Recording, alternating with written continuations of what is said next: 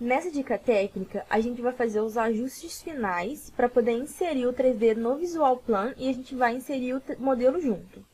A primeira coisa que eu vou fazer vai ser pegar a casa e colocar no eixo 0, porque é o ponto de inserção que ela vai ter dentro do Visual Plan.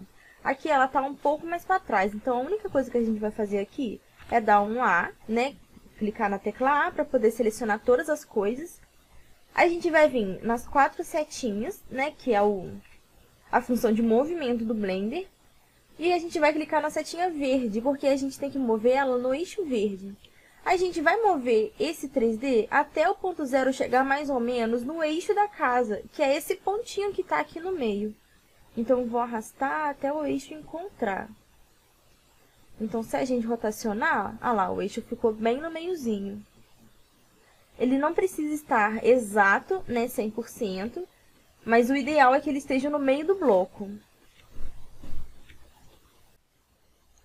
Agora, a gente precisa arrumar a escala da casa, porque lá na primeira aula, lá no diagnóstico, a gente conseguiu ver que estava com uma escala muito distorcida, né? Uma escala muito grande, que estava passando da área de trabalho do Blender, impossibilitando com que a gente visse todo o 3D. Então, a gente diminuiu para uma escala aleatória, para poder, né, visualizar, corrigir o 3D, e agora a gente vai colocar as medidas. Então, eu vou selecionar tudo. E aqui do lado tem uma setinha escrito Transforme. Eu vou clicar nela. Com tudo selecionado, eu consigo ver as dimensões máximas. Então, no eixo X, ele está com 28,1 metro, né, que é o eixo vermelho. O eixo Y está com 11,2 metros, que é o eixo azul. E o eixo Z está com 40,4 metros, que é o eixo verde, né? No caso, o Y é a altura, o X é a largura e o Z é o comprimento, né, da casa. Então, para poder alterar isso, a gente vai clicar aqui na escala, no Scale.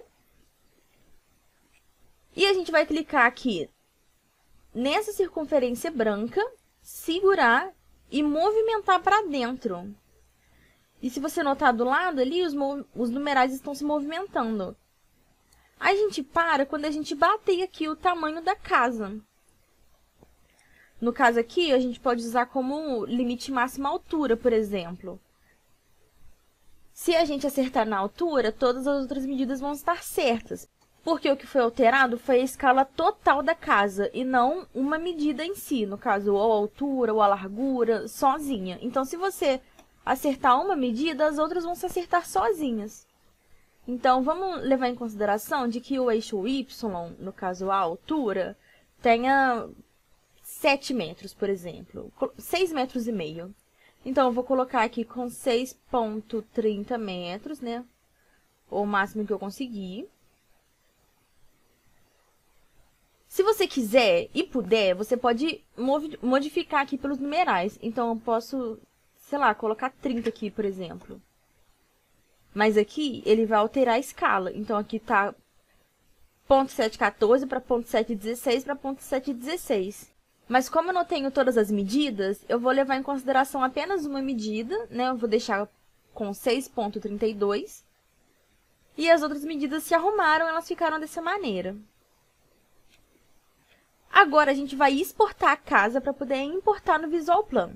Para a gente poder fazer isso, a gente vai vir aqui em File, Export, Wavefront.obj, e eu vou salvar aqui como modelo editado visual.obj. Aqui do lado, no Include, eu vou colocar o Object As como OBJ Groups, que ele vai levar essa subdivisão de grupos aqui para o visual. Então, eu vou clicar em Export OBJ. E agora eu vou abrir ele lá no Visual Plan.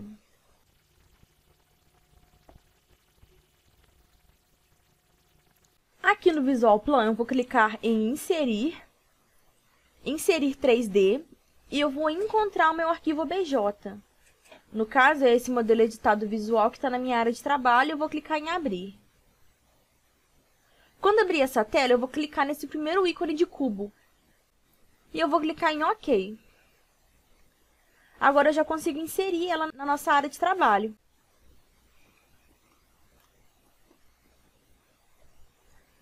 Agora a gente vai colocar a textura. Para isso, a gente vai selecionar o modelo 3D. A gente vai em Formatação, e no último botão tá escrito editar. Então, a gente vai clicar no editar.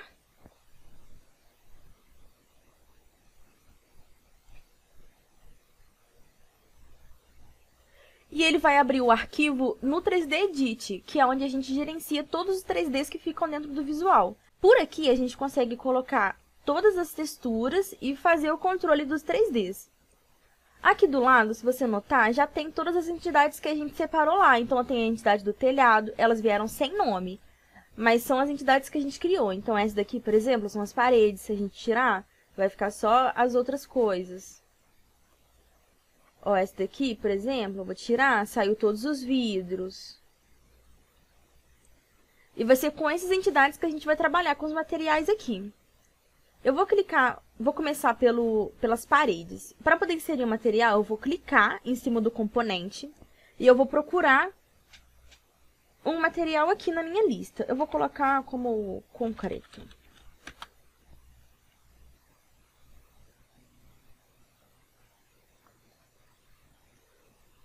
Vou colocar esse CT2. Lembrando que aqui no mapeamento, a gente pode alterar a escala. Então, se eu colocar aqui 5, por exemplo, ele vai ampliar a escala 5 vezes. E eu posso também alterar o tipo de mapeamento. Mas, geralmente, a gente mantém sempre o mapeamento existente, porque é o mapeamento que a gente tratou lá no Blender. Se a gente selecionar outro tipo de mapeamento, aquela configuração que a gente fez lá no Blender vai se perder. Então, a gente vai fazer esse mesmo processo de incluir os materiais em todos os outros componentes.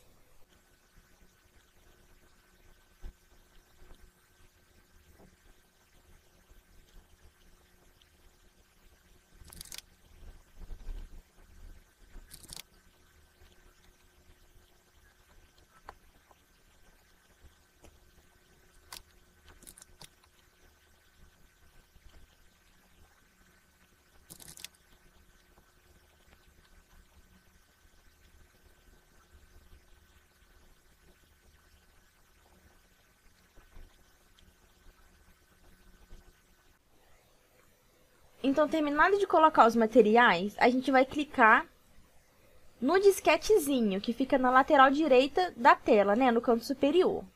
A gente vai clicar aqui e ele vai salvar o modelo. A gente pode agora fechar, né, clicar no X.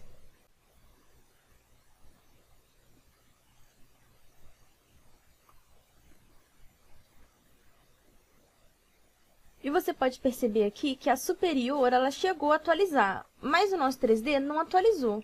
Então, a gente precisa vir aqui nesse botão, né, que fica do lado das setas, para poder recarregar o arquivo.